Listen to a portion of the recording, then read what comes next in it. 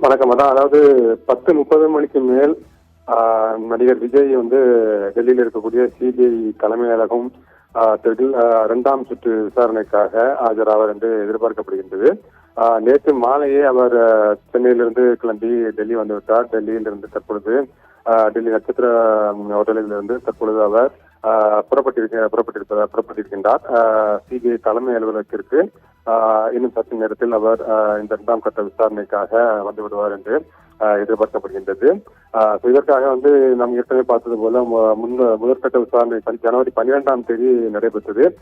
அப்பொழுதும் இந்த சிபிஐ அலுவலகத்தை சுற்றிக்கூடிய பகுதிகள் அனைத்து இடங்களிலுமே பாதுகாப்பானது மிகவும் உஷார்படுத்தப்பட்டிருந்தது. டெல்லி காவல்துறை அதுபோல மத்திய பாதுகாப்புடையினர் என பல தரப்பினரும் பாதுகாப்பில் ஈடுபட்டிருந்தார்கள். அதே போல்தான் தற்பொழுது இன்றைய தினமும் அங்கு அந்த பாதுகாப்பானது பலப்படுத்தப்பட்டிருக்கின்றது. மோப்ப நாய்கள் துணையுடன் அங்கு பாதுகாப்பானது தொடர்ந்து ஆய்வுகளானது மேற்கொள்ளப்பட்டது, சோதனை மேற்கொள்ளப்பட்டது. இந்த நிலையில்தான் தற்பொழுது அங்கு மிகுந்த விசாரணை இருக்கின்றது அந்த பகுதி முழுவதிலுமே. இதனைத் தொடர்ந்து சிபிஐ அலுவலகத்தில் இன்னும் சற்று நேரத்தில் விஜய் ஆஜராவார் என எதிர்பார்க்கப்படுகின்றது. கடந்த 12ஆம் தேதி அவர் சாட்சியாகத்தான் நாம் தொடர்ந்து பார்ப்பது போல அவர் ஒரு சாட்சியாக அழைக்கப்பட்டிருக்கின்றார். அதன் காரணமாக அவரிடம் அந்த வாக்குமூலங்கள் பதிவு செய்யப்படுகின்றது. அங்கு கரூர் சம்பவத்தின் பொழுது என்ன நிலைமை, என்ன நடந்தது என்பது தொடர்பாக அப்போது இருந்த அந்த கள நிலவரம் தொடர்பாக, ஏனென்றால் அவர் தான் அந்த பரப்புரை மேற்கொண்டிருந்தார், தேர்தல் பிரச்சாரம் மேற்கொண்டிருந்தார். அந்த நிலையில் அவருடைய கருத்துக்கள் என்ன என்பது தொடர்பாக அவருடைய வாக்குமூலமானது தொடர்ந்து பதிவு செய்யப்பட்டு வருகின்றது. இந்த கூட்டத்திற்கு ஏற்பாடு செய்திருந்த தாவேகா நிர்வாகிகள் அவர்களிடமும் ஏற்கனவே நாம் பார்த்தது போல ஆதவர்ஜுனா அதுபோல ஆனந்த் உள்ளிட்ட நிர்மல்குமார் என அவர்களிடமும் ஏற்கனவே சிபிஐ பலகட்ட விசாரணைகளை நடத்தி இருக்கின்றது. அதன் அடிப்படையில் தற்பொழுது விஜயிடம் 2ஆம் கட்ட விசாரணையானது இன்றைய தினம் நடைபெற இருக்கின்றது. நாம் ஏற்கனவே பார்த்ததில் கடந்த முறை 12ஆம் தேதி 6 மணி நேரத்திற்கும் மேலாக அவரிடம் விசாரணையானது நடைபெற்றிருந்தது, வாக்குமூலம் பெறப்பட்டிருந்தது. அதனை தொடர்ந்துதான் இன்னும் கூடுதலாக அந்த தகவல்கள் அவரிடம் பெறப்பட வேண்டியிருப்பதன் காரணமாகவே சிபிஐ தற்பொழுது மீண்டும் அவர் இன்றைய தினம் ஆஜராகுமாறு சம்மன் அனுப்பியிருந்தது.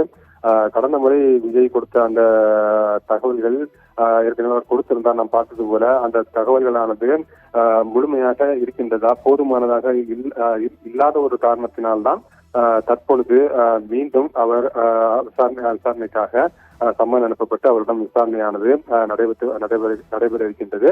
நாம் ஏற்கனவே பார்த்தது போல அவர்களுடைய தாவேகா நிர்வாகிகளிடம் ஏற்கனவே வாக்குமூலங்களானது பெறப்பட்டிருக்கின்றது, அவர்களிடம் விசாரணையானது நடத்தப்பட்டிருக்கின்றது. அதையும் இல்லாமல் விஜய் கொடுக்கக்கூடிய அந்த வாக்குமூலத்தையும் ஒப்பிட்டு பார்த்து அதன் அடிப்படையில் அவர்கள் விசாரணையை மேற்கொள்ள வேண்டியிருக்கின்றது சிபிஐ பொறுத்தவரையில். அது தொடர்பாகத்தான் தற்பொழுது இந்த 2ஆம் கட்ட விசாரணையானது நடைபெறும் என்பது தொடர்பாக தகவலானது தெரிவிக்கப்படுகின்றது. ஏற்கனவே இந்த பிரச்சனைக்கு, இந்த சம்பவத்திற்கு தாவேகாவின் சார்பில் தான் பொறுப்பேற்பதாக விஜய் தெரிவித்திருப்பதாகவும் தகவலானது தெரிவிக்கப்படுகின்றது. அதன் அடிப்படையில் பார்க்கும் பொழுது விஜய் மேற்கொண்டு இந்த வாரத்தில் 2ஆம் நாளாக இன்று எத்தனை மணி நேரம் அவரிடம் விசாரணை நடைபெறுகின்றது என்பதை பார்க்க வேண்டும். அதன் அடிப்படையில் அதன் பிறகு சிபிஐ அடுத்த கட்டமாக இந்த விவகாரத்தில் என்ன முடிவு எடுக்கின்றது, குற்றப்பத்திரிகை எப்பொழுது தாக்கல் செய்யப்படும் என்பது தொடர்பாக நாம் பொறுத்து பார்க்க வேண்டும். என்றால் இந்த விவகாரத்தை பொறுத்தவரையில் உச்சநீதிமன்றம் தொடர்ந்து கண்காணித்து வருகின்றது. உச்சநீதிமன்றம் தான் இந்த விவகாரத்தை சிபிஐக்கு மாற்றியது.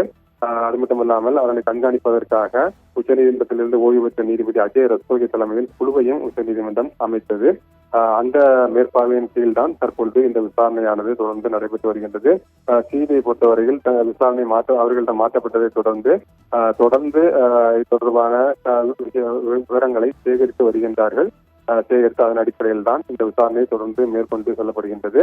இதன் அடிப்படையில் இந்த வாக்குமூலங்கள் எல்லாம் பெறப்பட்டு அதன் அடிப்படையில் அறிக்கை தாக்கல் செய்யப்பட்டு இந்த விசாரணையானது தொடர்ந்து நடைபெறும் என்று எதிர்பார்க்கப்படுகின்றது.